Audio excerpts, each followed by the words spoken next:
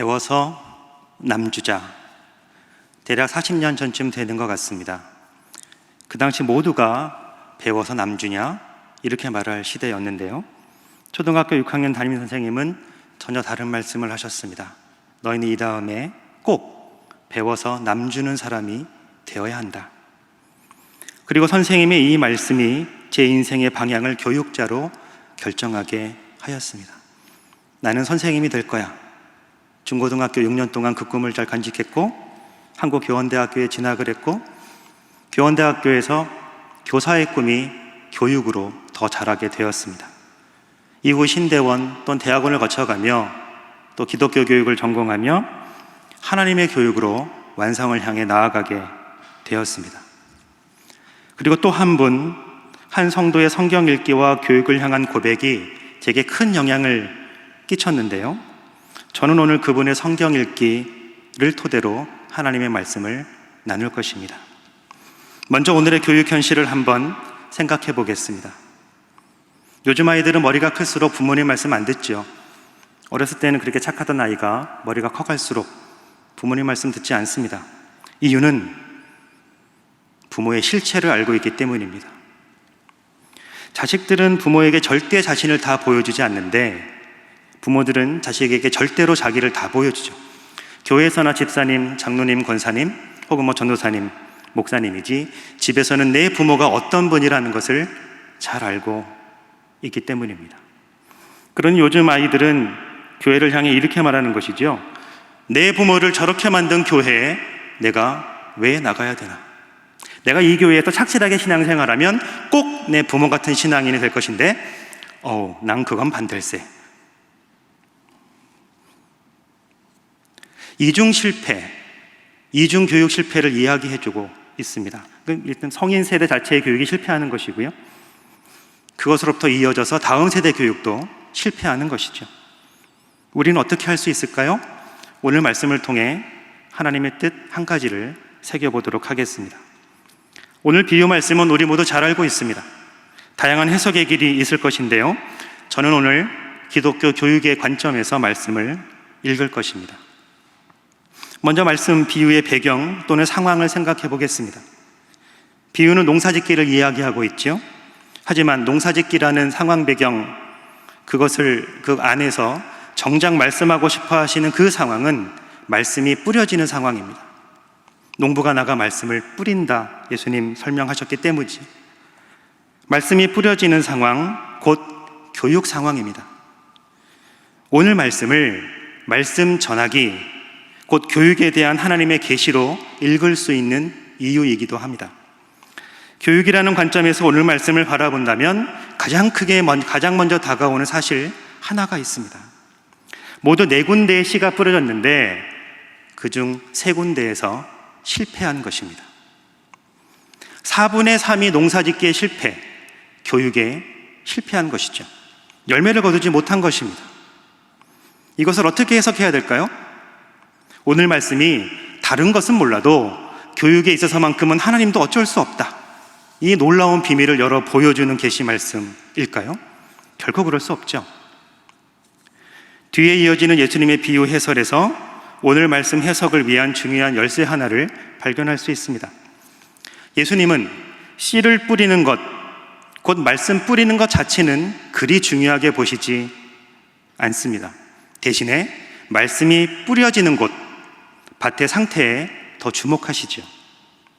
교육 상황에서는 가르치기와 교수가 아니라 학습과 배우기를 더 중요하게 보시는 것입니다. 이렇게 보면 오늘 말씀은 중요한 교육의 원리를 열어 보여주는 비유의 말씀이라고 할 수 있습니다. 기독교 교육은 물론 모든 교육에서 우리가 깨닫고 새겨야 할 것, 그것을 비유로 알려주시는 것이죠. 우리가 깨닫고 새겨야 할 바로 그것은 씨가 아니라 밭에 주목해야 한다는 것입니다. 다른 말로 하면 교사의 교수가 아니라 학생의 학습이 더 중요하다는 것입니다. 교육을 여러 가지로 설명할 수 있을 것이지만 아주 단순하게 줄여서 이야기한다면 가르치기와 배우기, 교수와 학습 또는 티칭과 러닝, 노력으로 이해할 수 있을 것입니다. 사실 교육이라는 말 자체가 밖에서 안으로 들어가려는 노력, 교, 안에서 밖으로 끄집어내려는 노력, 육이 함께 있는 말이죠. 교육은 가르치려는 노력과 배우려는 노력이 만날 때 비로소 발생합니다. 교사가 아무리 가르치고 싶어도 학생이 배우려고 하지 않으면 교육은 발생할 수 없습니다. 반대로 학생이 아무리 배우고 싶어도 교사가 가르치려고 하지 않는다면 이 또한 교육은 발생하지 않습니다. 오늘 말씀을 통해 이해하면 교육은 씨를 뿌리는 것과 밭을 가꾸는 두 차원으로 이해할 수 있습니다. 더 좋은 씨를 준비해서 열심과 성실로 잘 뿌리는 측면, 교수가 있겠고, 씨를 잘 품고 풍성한 열매를 거둘 수 있도록 밭이 준비되는 측면, 곧 학습이 있을 것입니다. 씨 뿌리기와 밭 가꾸기, 교수와 학습에서 오늘 말씀이 주목하는 것은 밭의 중요성, 학습의 중요성, 밭을 가꾸는 것의 중요성입니다. 말씀의 뜻은 분명합니다. 밭이 준비되지 않으면 교육은 실패합니다.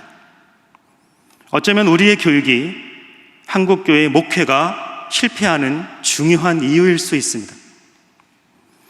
오늘날 교육의 문제는 씨 뿌리기에만 목숨을 건다는 것입니다. 더 좋은 학교, 더 좋은 학원, 더 좋은 교과서, 더 좋은 학습지, 더 좋은 학습 환경, 더 나은 학습 도구, 더 좋은 교육 플랫폼, 더 역량 있는 교육자를 길러내려는 노력, 이 모든 것은 씨를 위한 노력입니다. 씨를 더 잘 뿌리고 싶은 것이죠. 하지만 정작 씨를 품고 열매를 내야 하는 밭은 그리 신경 쓰지 않습니다. 한 기독교사가 있습니다. 자신이 맡은 수업을 정말로 잘 하고 싶었습니다. 필요한 모든 자료를 열심히 연구했고 준비했습니다. 우리 학교가 선택하지 않은 교과서라도 존재하는 모든 교과서를 다 읽었고 존재하는 모든 참고서를 다 참고했습니다. 그리고 기도하는 마음으로 순간순간 성령을 의지하며 수업을 진행했습니다. 제가 질문 하나 드려도 되겠습니까? 교사가 이렇게 열심히 준비해서 믿음으로 가르쳤으니 이제 모든 학생이 공부를 잘하게 될까요? 그런 일은 절대로 발생하지 않습니다. 잘하는 학생은 여전히 잘하고 못하는 학생은 여전히 못합니다. 교사가 충격을 받았습니다. 내가 어떻게 준비했는데? 자신을 성찰합니다. 더 좋은 수업을 위해 더 열심히 노력합니다. 밤새 수업을 준비했고 다음날 수업 시간에는 순교의 각오로 수업에 임했습니다. 다시 질문 드리겠습니다. 드디어 모든 학생들이 공부를 잘하게 될까요? 그런 일은 절대 발생하지 않습니다. 오히려 잘하는 학생은 더 잘하게 되고 못하는 학생은 상대적으로 더 뒤처지게 됩니다. 무엇이 문제일까요? 선생님의 열심이 부족했던 것일까요? 교과서나 참고서가 하필이면 더 안 좋았던 것일까요? 학교에 터가 안 좋습니까? 반 구성원들이 안 좋습니까? 그렇지 않습니다. 씨를 뿌리는 것에만 목숨을 걸었지 밭을 준비시키는 것은 전혀 신경 쓰지 않았기 때문입니다. 많은 학생들이 좋은 씨를 받아들일 준비가 되어 있지 않습니다. 밭이 망가져 있기 때문이지요. 이런저런 상처를 받아 마음에는 가시가 잔뜩 돋아 있고 여기저기 밟히고 치여서 딱딱하게 굳어 있고 이렇게 저렇게 날아드는 돌덩이에 이곳저곳 상처투성이에요.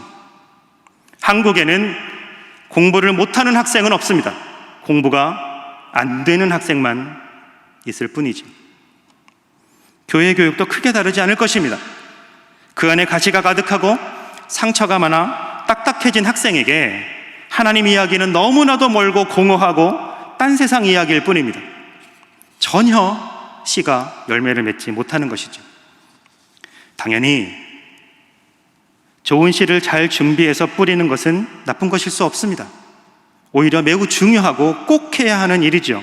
하지만 그 좋은 씨가 최악이 되는 경우가 하나 있는데 밭을 전혀 신경 쓰지 않을 때입니다. 이스라엘의 고대 농경법은 먼저 맨 땅에 씨를 뿌립니다. 그리고 씨가 떨어진 모든 곳을 갈아엎어서 묻어버립니다.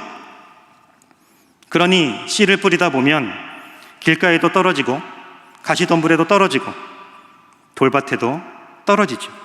하지만 아무 문제가 되지 않습니다. 씨가 떨어진 모든 곳을 갈아엎을 것이기 때문입니다. 이 비유를 말씀하시는 예수님이나 당시 비유를 듣는 사람들 모두에게 오늘 비유는 너무나도 당연합니다. 씨가 가시덤불에 떨어졌는데 그만 열매를 맺지 못했다네. 당연하지. 갈아엎지를 않았으니까. 길가에 떨어진 씨나 돌밭엔 떨어진 씨도 마찬가지였다네. 당연하지. 갈아엎지를 않았으니까. 밭이 준비되지 않으면 농사는 실패합니다. 밭을 준비하지 않고 씨에만 집중하는 교육, 결국 실패합니다. 이 단순하지만 중요한 사실을 오늘 함께 말씀을 나누는 우리는 잘 알고 있을까요? 그리고 오늘의 한국교회는 잘 알고 있을까요? 씨 뿌리는 농부의 비유를 통해 하나님은 우리가 새겨야 할 교육의 길을 알려주십니다. 밭을 준비시킬 때, 다시 말해 학생의 학습을 더 중요하게 살필 때, 내 앞에 있는 그들이 누구인지를 더 먼저 알려고 할 때 비로소 교육의 열매를 거둔다는 것입니다. 그러면 밭을 준비하는 교육, 밭을 변화시키는 교육은 어떻게 가능할까요? 그것은 두 번째 말씀, 마태복음 마지막 말씀에서 살펴보도록 하겠습니다. 두 번째 말씀 또한 우리가 잘 아는 말씀이죠. 모든 민족을 제자 삼는 것, 이것을 우리는 예수님의 마지막 명령이자 땅 끝까지라도 찾아가 실천해야 할 명령으로 이해해서 지상명령 또는 대위임명령이란 말로 표현하곤 합니다. 성교명령으로 이해하는 것이죠. 하지만 기독교 교육의 관점에서 더 주목해야 할 것은 우리가 실제로 실천해야 할 내용입니다.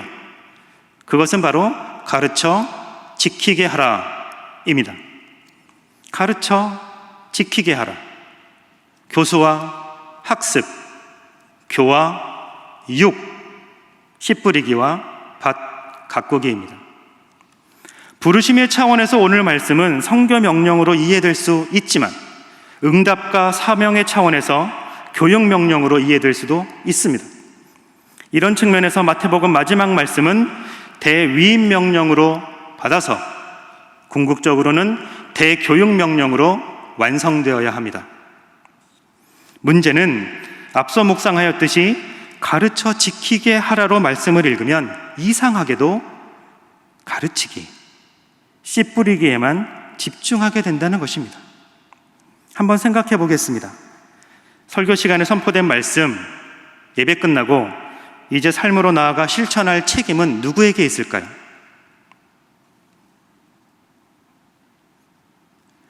아마도 많은 분들이 설교를 들은 사람, 바로 나 자신에게 있다고 생각하실 것입니다.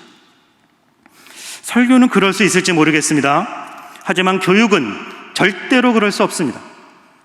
교육은 밭을 가꾸어 끝내 열매를 거두어야 할 사명이기 때문에 그렇습니다. 예수님의 마지막 명령, 그 말씀을 마가복음 말씀과 연결하여 또 대교육 명령의 관점에서 바르게 받고 싶으면 아마도 이렇게 읽어야 할 것입니다. 지킬 수 있도록 가르치라. 여기서 한 걸음 더 나아가 모든 민족을 찾아가 실천할 사명, 그 무게 그대로 받고 싶다면 이렇게 읽어야 할 것입니다. 지킬 때까지 가르치라.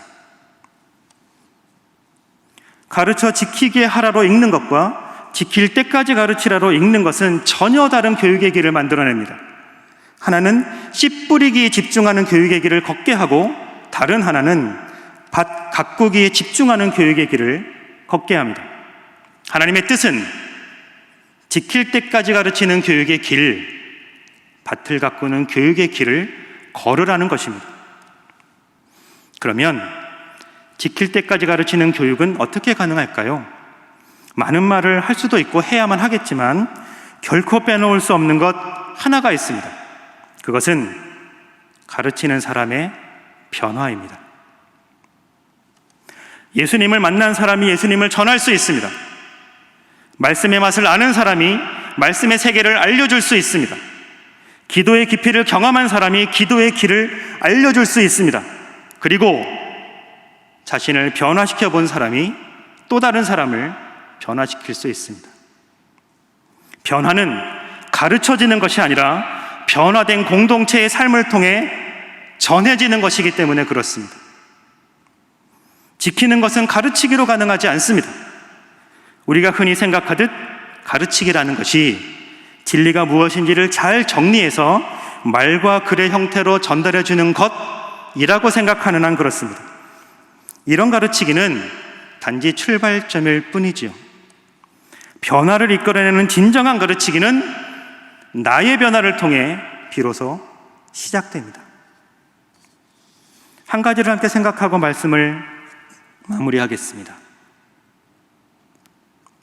교회 학교는 대부분 교재가 있죠. 공과책이 있지 않습니까? 앞으로 오는 주일, 이번 주일 다룰 교육 주제와 내용이 이미 다 주어져 있죠. 교재가 있으니 다 알고 있죠. 그러면 지킬 때까지 가르치는 교육을 위해 이번 한 주간 교사와 교육자가 해야 할 교육의 준비는 무엇일까요? 교재를 잘 전달하기 위해 내용을 이해하고 정리하는 것일까요? 당연히 중요하죠. 하지만 가장 중요한 준비는 내가 가르칠 그 내용이 나의 삶에서 적용된 현실, 실현된 현실이 되게 하는 것, 성령을 의지해서 나 자신을 먼저 변화시켜 보는 것, 변화된 현실을 토대로 다음 주 공과 내용을 가르치는 것. 열매를 거두는 교육을 위해 교사가 학생에게, 부모가 자녀에게, 목회자가 성도에게 줄 수 있는 아마도 유일한 한 가지는 자신의 변화일 것입니다. 말씀을 정리합니다. 교육은 먼저 밭을 가꾸는 것에서 출발합니다. 이를 위해 우리에게 요청되는 태도와 자세는 지킬 때까지 가르치는 것입니다. 그리고 이런 교육을 가능케 하는 것은 바로 나 자신을 먼저 변화시키는 것입니다. 기도하겠습니다.